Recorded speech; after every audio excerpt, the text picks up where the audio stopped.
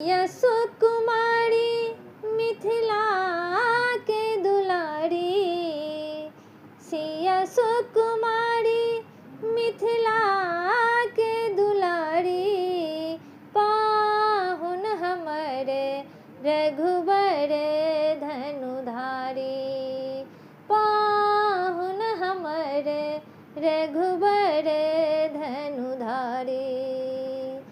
चार दुल्हा दशरथ के नंदन, अद्भुत रूप निहारी, चार दुल्हा दशरथ के नंदन, अद्भुत रूप निहारी। भेल मगन मुनि नर और नारी, भेल मगन मुनि नर और नारी, पाहुन हमरे रघुबर धनुधारी, पाहुन हमरे रघुबर